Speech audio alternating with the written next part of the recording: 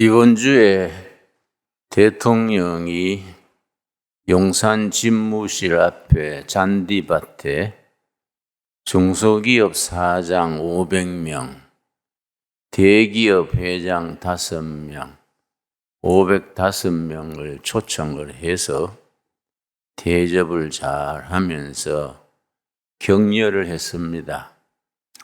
대통령이 중소기업 사장들, 대기업 회장들에게 말하기를 경제를 발전시키고 고용을 증대하는 것은 정부가 하는 게 아니라 경제인 여러분들이 하시는 겁니다. 여러분이 용기를 가지고 앞장서서 열심히 하시면 우리 정부는 밀어드리겠습니다. 그러면서 기업인들의 사기를 올려주고 그동안에 너무 세금은 많이 거둘라 하고 규제는 많고 공무원 숫자만 많이 뽑으면서 기업하는 분들에게 그 혜택이 가지 못했습니다. 그 대통령이 현장에서 얘기입니다. 문재인 정권 때 공무원 숫자를 얼마를 늘렸느냐 하면은 20만입니다. 5년 동안에 공무원 숫자가 20만 명 늘었으니 그 인건비며 그 비용이 엄청나지요. 근데 그 공무원 20만 뽑는 예산을 기업가들, 중소기업, 어려운 기업들에게 밀어줬으면은 고용 효과나 경제에서 국가에 훨씬 더 이익이 됐을 것으로 생각됩니다. 삼성 이재용 부회장 같은 분은 자꾸 감옥에 넣고 했지요. 삼성 이재용 부회장이 감옥에 수감되는 날 일본 소니, 삼성과 라이벌이지요. 일본 소니 임원진들이 모여서 축배를 들었다고 합니다. 야, 우리 한국의 경쟁자 삼성 이재용이 감옥에 갔다. 찬스다. 우리가 한번 하자. 그래서 이제 반도체 분야에 이제 대만의 TSMC라는 큰 반도체 회사가 있습니다. 삼성하고 아주 1, 2등을 다투는 회사인데 일본 사람들이 대만의 TSMC하고 일본 기업들하고 서로 손을 잡았어요. 삼성이 감옥 가고 헤맬 때 우리가 1등을 뺏어오자. 참 그런 고비를 넘겼지요. 근데 이제 새 대통령은 취임하면서 삼성에서 반도체 최고 공로자를 과학기술부 장관으로 영입하려 하니까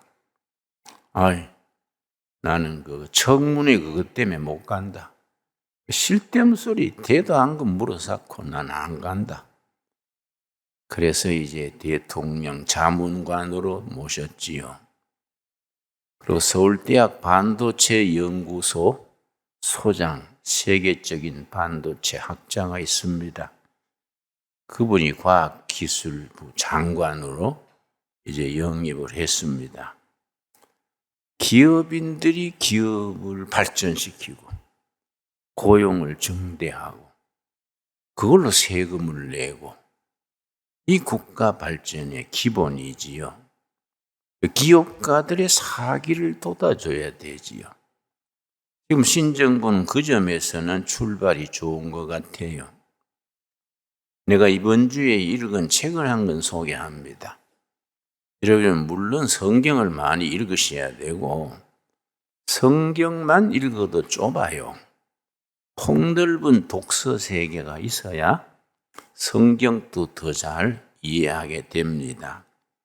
지금 서점에서 베스트셀러로 팔리고 있는 책인데 미국에서 나온 책이지요. 책 제목이 그리츠입니다. 그리츠, Grit. 이 번역판으로 비즈니스 북스에서 최근에 출간됐는데 세계적인 베스트셀러입니다.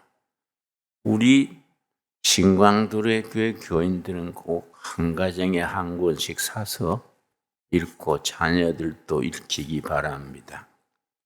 어떤 사람이 성공하느냐? 자기 분야에서 어떤 분야든지 다 성공하기를 원하지요. 그런데 많은 사람이 실패하고 성공하는 사람은 소수다. 성공하는 사람들의 특징이 뭐냐? 두 가지를 들었어요. 이 그리츠란 책에서. 첫째는 열정, 패션이에요. 패션. 일을 하는데 자기 일에 인생을 거는 거지요. 열정이 있는 사람이 성공한다. 두 번째는 끈기요, 끈기. 재능 있는 사람이 성공하는 게 아니다. IQ 좋은 사람이 성공하는 게 아니다. IQ 150, 140 되는데 아무것도 못하고 어영부영 인생을 허비하는 사람이 많다. 그 인생에 성공하는 사람은 하나님의 일이든 세상 일이든 마찬가지다. 열정과 끈기가 있는 사람이다. 거기에 대해서 아주 체계적으로 잘 쓴 책입니다. 그런데 성경은 바로 그런 점에서는 교과서지요. 지금 우리가 자본주의 사회에 살고 있는데 사회주의 경제와 자본주의 경제가 지금 막 경쟁하고 있지 않습니까? 미국과 중국이 패권 다툼을 하는데 중국은 사회주의, 미국은 자본주의지요. 그 어느 쪽이 이기느냐? 뭐 세계 운명이 달라지지요. 그런데 자본주의, 민주주의가 어디서부터 시작됐느냐? 영국이요, 영국. 17세기, 영국에서부터 16세기, 17세기. 근데 옛날에는 영국이 섬나라, 아주 후진국이랬습니다. 자체 식량 해결도 잘 안 되는 아주 후진 나라랬는데 그 영국에서 산업혁명이 일어나가지고 유럽에서 프랑스, 독일 제끼고 1등 국가가 된 거예요. 그래서 독일의 막스 베버라는 사회학자가 있었는데 1890년 그때 생각하기를 그 이상하다. 왕년의 영국이 형편없었잖냐. 우리식으로 말하면 따라지 국가 아니랬냐. 그런데 어떻게 영국이 유럽의 선두 국가로 산업혁명을 일으키고 경제성장하고 세계로 뻗어가는 이유가 뭐냐? 이 사람이 이제 사회학자니까 안 되겠다. 영국 가서 살펴봐야겠다. 그래서 1890년에 영국으로 갔어요. 막스 베버라는 사회학자가. 영국 가서 몇 달간 있으면서 연구를 해봤더니 결론을 내린 거예요. 신앙이다, 신앙. 교회다, 교회. 영국인의 신앙이 영국을 발전시켰다. 이건 뭐 세계적인 사회학자니까 학문적으로 그걸 깨달은 거예요. 그러면 영국 교인들 중에도 캐톨릭 교회, 또 무슨 성공회, 또 장로교, 청교도 섞여 있단 말이에요. 그런데 연구를 해보니까 청교도 신앙, 장로교 교인들이 영국의 국민 정신을 바꿨다. 그래서 영국 경제가 일어나고 국가가 부궁해졌다. 그러면 청교도다 장로교다 어디서 시작됐느냐? 스위스에서 제네바의 칼빈 선생. 칼빈은 안수받은 분이 아닙니다. 평생 평신도로서 종교개혁 운동의 지도자로서 역할을 했는데 이 칼빈 선생이 매주일 성경을 가르친 거예요. 그 성경을 가르치면서 창세기부터 계시록까지 쭉 가르치면서 성경적인 생활 윤리를 가르친 거예요. 정치도 교육도 문화도 성경 바탕 위에 세워져야 된다. 그래서 칼빈한테서 성경을 배운 개혁자들이 영국에 가가지고는 청교도가 된 거예요. 퓨리탄. 또 스코틀랜드, 네덜란드 가서는 장로교가 된 거지요. 여러분 히딩크랑 축구 감독이 네덜란드 출신이지요. 그 네덜란드는 나라는 장로교 교인들이 세운 나라입니다. 그런데 칼빈의 제자들 중에 장로교 신자들, 청교 신자들이 영국을 산업혁명을 일으키고 자본주의를 발전시키고 세계 강국으로 뻗었다. 그런데 이제 막스 베버 박사가 가만히 조사를 해보니 벌써 영국의 그 장로교, 청교도 알맹이는 미국으로 가버렸어. 영국 사회에서 그 사람들을 탄압을 했어요. 그러니까 새로운 세계를 찾아서 신천지에 가서 마음껏 뻗어나가자. 배를 타고 미국으로 갔다. 그래, 영국 산업혁명을 일으키고 자본주의 경제를 일으키는 핵심들은 영국에서 미국으로 옮겨간 거예요. 그래서 막스 베버 박사가 또 미국까지 갔습니다. 미국 가지고 또 연구를 했더니 미국이 나라를 일으킨 그 정신, 청교도 정신, 특별히 미국이 건국될 때에 워싱턴 장군, 해밀턴이니 무슨 기라성 같은 미국 건국의 원조들이 장로들이요. 장로교 신자들이요. 그래 미국이란 나라의 기초는 장로교식 지도자들이 기초를 닦은 거지요. 그래서 미국이 건국할 때에 헌법을 만들어야 되지 않습니까? 미국 헌법을 어떻게 만드냐? 전국에 관계되는 사람 50명을 뽑았어요. 헌법 만드는 데 기여할 만한 사람 50명을 뽑아가지고 산속의 별장에 들어가서 2달간 토론했습니다. 먹고 자고 토론하고 어떻게 우리가 새로운 나라 미국을 만들 것이냐. 2달간 토론해서 나온 것이 미국 헌법이에요. 그런데 중요한 건 뭐냐. 미국 헌법의 기본 구조가 장로교 헌법이에요. 우리에게도 장로교의 당회, 재직회 이 있지 않습니까? 그러니까 미국의 상원은 우리 교회 당회요. 재직회는 하원이요. 그 대통령과 상원, 하원 의원들 간의 긴장 관계. 이걸 장로교 헌법대로 그대로 한 겁니다.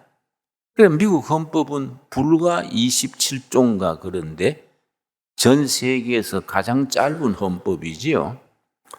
미국 건국된 뒤에 지금까지 한 번도 개정하지 않았어요.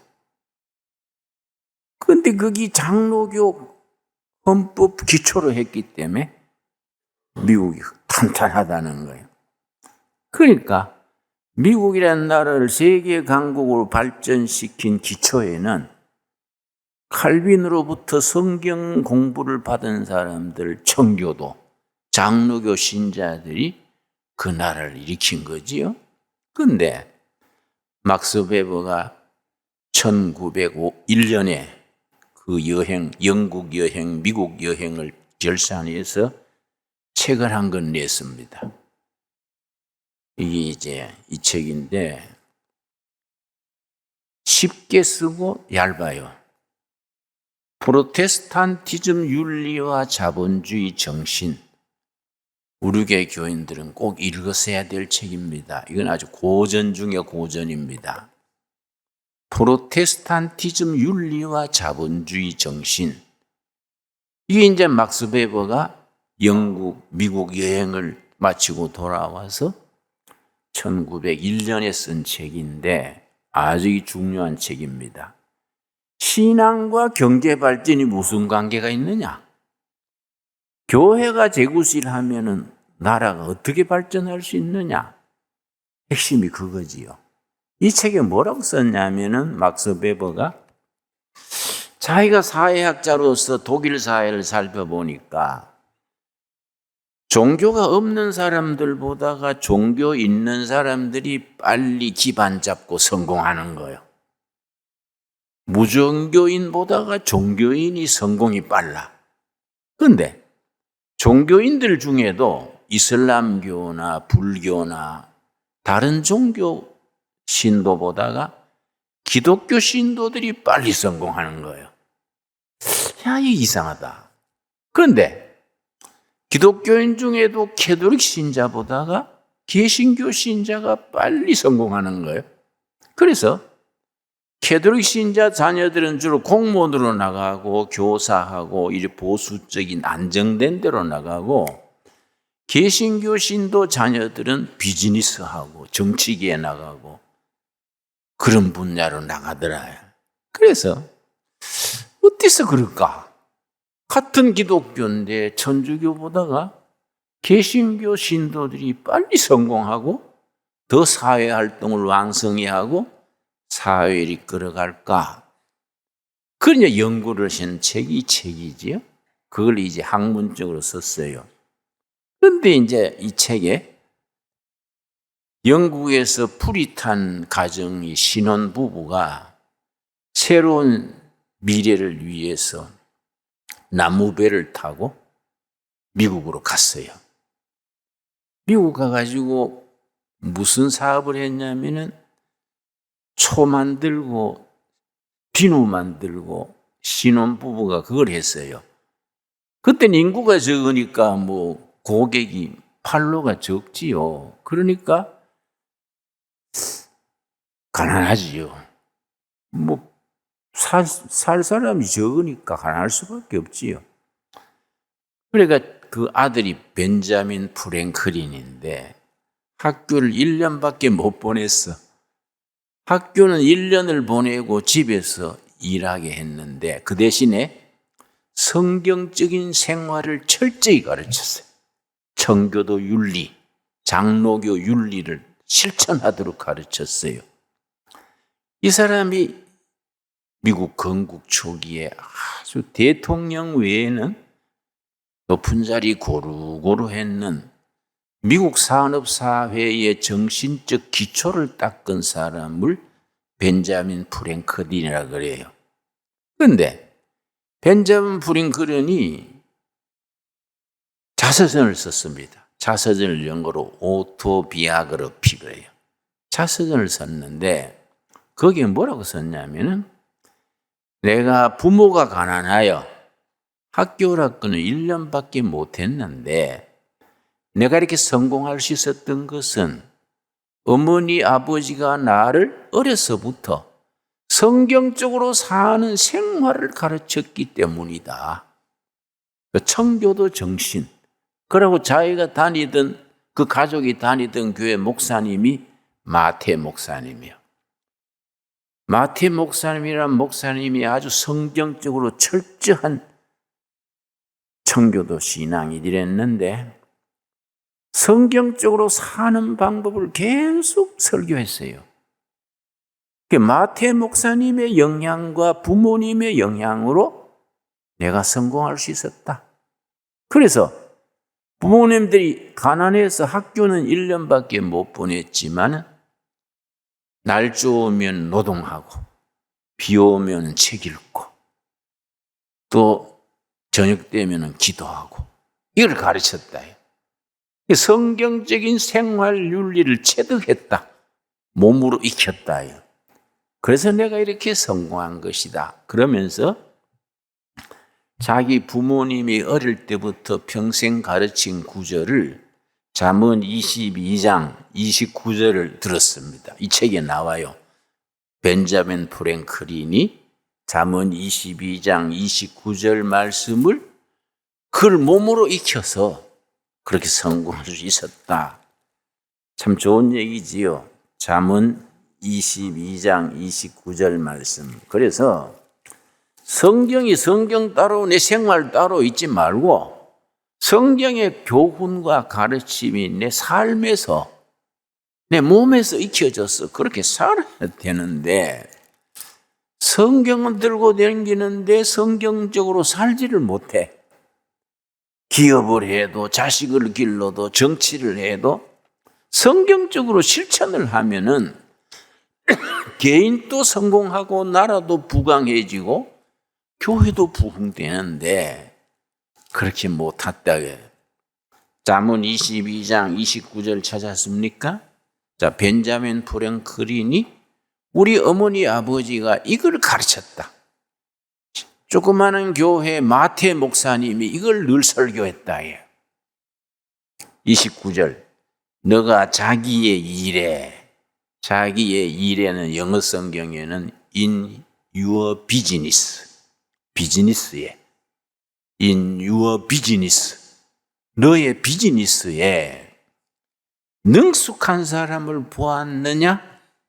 이러한 사람은 왕 앞에 설 것이요 천한 자 앞에 서지 아니하리라. 그래서 이 책에서 막스 웨버가 쓰는 말이 왜 무종교인보다가 종교인이 더 성공하고 뭐 이슬람, 불교, 다른 종교보다 기독교인들이 더 성공하고 나라도 더 부강해지고 기독교인 중에도 캐톨릭 신자보다가 프로테스탄트 교회 신조들이 빨리 성공하는 이유가 뭐냐? 간단하다. 교회에서 배운 생활 윤리다. 이걸 프로테스탄티즘 윤리요. 이 책 제목이 프로테스탄티즘 윤리와 자본주의 정신. 교회에서 배우는 생활 윤리, 설교 듣고 성경 공부하고 남전도회, 여전도회 활동하고 구역 예배 활동하고 교회에서 듣고 배우고 훈련한 것이 성공하게 돼 있다. 그럼 교회에서 그렇게 개신교 프로테스탄티즘 윤리로 배운 핵심이 뭐냐? 이걸 이제 벤자민 프랭클린을 통해서 잠언 22장 29절에 네 가지를 줬어요. 네 가지. 교회에서 이 네 가지를 몸으로 배웠대. 몸으로. 어려서부터 몸으로 배웠다. 너가 자기 일에, 인유와 비즈니스에 능숙한 사람을 보았느냐? 능숙한 사람, 거기에 줄을 칩시다. 능숙한 사람. 자기 비즈니스에 능숙한 사람은 왕 앞에 설 것이요. 그렇지 못하고 능숙하지 못한 사람, 게으른 사람은 천한 자 앞에 서지 아니하리라. 빈민촌에 산다. 맨날 돈 꾸러 다니고 어렵다. 그러면 자기 비즈니스에 능숙한 사람은 뭘 말하느냐? 이 네 가지요. 네 가지. 개신교 윤리의 핵심이요. 핵심. 네 가지. 그 벤자민 프랭클린이 청교도 정신, 장로교 정신으로 네 가지를 몸으로 배웠다. 학교는 못 다녔지. 1년만 다녔는데 가정 예배에서 다니는 교회에서 이 네 가지를 배웠다. 첫째가 정직이에요. 정직. 둘째가 근면, 부지런한 거예요. 셋째가 절약. 넷째가 절제. 이 네 가지. 네 가지를 어려서 배워가지고 그걸 실천했더니 자기가 이제 미국 독립한 뒤에 프랑스 대사로 가가지고 프랑스 왕 앞에 섰지요. 또 영국의 대사로 가서 영국 왕 앞에 섰지요. 5나라 왕 앞에 섰어요. 5나라 대사를 가가지고. 그러니까 여기에 능숙한 사람은 왕 앞에 설 것이요. 자기는 그렇게 실천한 거예요. 그렇게 하지 못한 사람은 천한 자 앞에 서리라. 맨날 술집에 돌고 하다가 빈민촌 가고 맨날 재구실 못한다. 그러면 능숙한 사람 네 가지. 첫째 뭐라 그랬습니까? 정직. 둘째 뭡니까? 근면. 셋째 뭡니까? 절약. 절약을 했는데 절약에서 남은 돈이 이 내 끼냐? 아니다.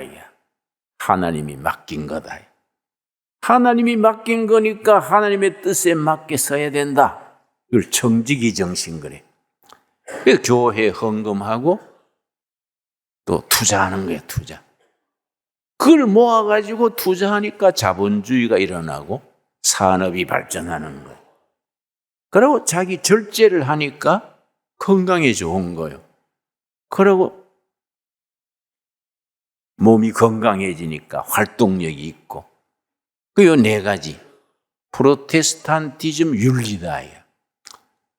정직, 근면, 절약, 절제. 이걸 우리 교회에서 몸으로 익혀야 돼, 몸으로. 그래서 벤자민 프랭클린이 자서전에서 자기가 16살 때 어머니 아버지의 가마와 마태 목사님의 교훈으로 나는 평생 동안 이걸 실천한다. 그리고 13가지를 적었어요. 그 속에 절약, 겸손, 인내 쭉 있는데 이걸 벽에다가 붙여놓고 매일 확인하는 거예요.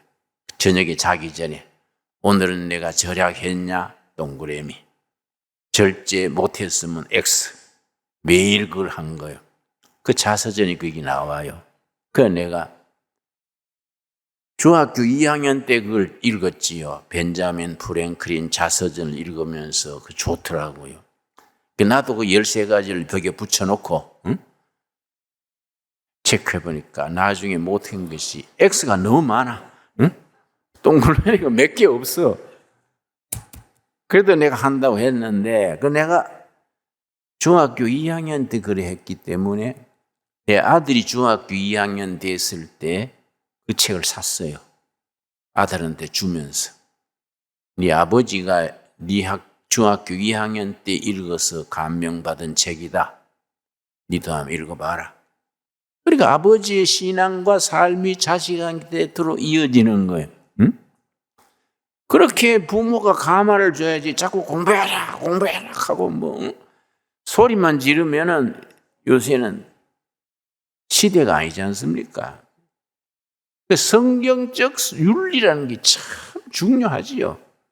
여러분, 우리 신광두력의 교인들은 요란한 일, 큰일 하려고 하지 말고 성경의 가르침을 따라서 삽시다. 살아서 우리가 성공하고 승리하고 하나님께 영광 돌리는 성도들이 되기를 바랍니다. 오늘 본문 말씀 시편 8편에 하나님께서 우리에게 축복을 하셨어요. 특별히 물질의 축복을 하셨습니다. 하나님은 우리한테 물질의 축복을 했는데 우리는 만날 가난하고 빚지고 헤맨다 해요. 왜 하나님이 주신 축복을 왜 못 누리느냐? 성경대로 살지 못하면 주신 축복이 내게 되지 않는 겁니다. 시편 8편 찾았습니까? 4절부터 8절 사이에 4절. 사람이 무엇이기에 주께서 그를 생각하시며 인자가 무엇이기에 주께서 그를 돌보시나이까? 이 시로 돼 있고 감탄문으로 돼 있습니다. 도대체 인간이 무언데 이 하나님이 일일이 챙겨주시고 그렇게 이끌어 주십니까? 너무너무 감사합니다. 그런 식이지요. 5절. 그를 하나님보다 조금 못하게 하시고 영화와 존귀로 간을 씌우셨나이다. 우리가 하나님 밑에 영화로운 하나님의 자녀로서 하늘나라의 상속자로서 영광의 존귀를 세우셨지요. 6절. 주의 손으로 만드신 것을 다스리게 하시고 만물을 그의 발 아래 두셨으니 하나님이 지으신 모든 물질, 경제, 기업, 모든 물질, 경제를 다스리게 했어. 다스리게. 다스린단 말이 히브리어로 라단데 경영한다, 보존한다, 경영. 하나님이 지으신 모든 세계를 하나님의 자녀 우리가 경영하게 한 거예요. 우리가 다 경영인이에요. 다스리게 하시고 만물을 그의 발 아래 두셨으니 하나님이 지으신 모든 물건이 우리 발 앞에서 복종하는 거예요. 이걸 물권 그래요. 물권. 하나님이 우리에게 물권 주신 걸 믿습니까? 그러니까 맨날 없다 소리하면 안 돼요. 하나님 물건을 줬는데 우리가 게으르고 그렇게 살지 못해가지고 맨날 한숨 쉬고 주머니에는 먼지만 들어있고 그렇게 하면 안 되지 않습니까? 모든 물질, 기업, 경영이 네 발 앞에 순종하게 뒀다. 무슨 권이라고요? 물권. 사람들의 지지를 받는 것은 무슨 권입니까? 인권. 선거 때가 되니까 인권이 있는 사람이 당선되지요. 또 영적 권세는 뭡니까? 영권이지요. 영권이 있고 인권이 있고 사람들을 모아서 일을 만들고 모든 재물, 기업을 발 앞에 복종하도록 물건을 주신 겁니다. 여러분, 물질을 소홀히 시행하면 안 됩니다. 물질이 중요한 겁니다. 단 물질이 주인이 되면 안 된다. 하나님이 주인이고 하나님이 주인인 물질을 우리에게 맡긴 거예요. 그걸 정직이지요. 그걸 절약하고 절제하고 성경적으로 잘 활용을 해서 하나님께 영광 돌리고 교회를 섬기고 선한 일에 쓰임 받아야 되지 않겠습니까? 안 그렇습니까? 그러니까 이런 일에 우리가 열정을 가지고 끈기 있게 나가야 되지요. 그 우리 두레 정신은 신광 두레교회 기본 정신이 있습니다. 발바닥 정신, 바닥. 그래서 내가 목회를 50년 했는데 제대로 한 거 없지요. 뭐 맨날 엎치락 뒤치락 욕도 먹고. 그래서 누가 전에 우리 교인이 나한테 목사님은 특기가 뭔지 아십니까? 내 특기가 뭐인데? 그때 망하는 거 아닙니까? 하도 뭐 뒤집고 망하고 빚잔치하고 하니까 빚쟁이들한테 끌려가고 뭐 그러니까. 그런데 50년 지났는데 끈기가 끈기 있게 버틴 거예요. 응? 숨 쉬고 있는 한 기회는 온다.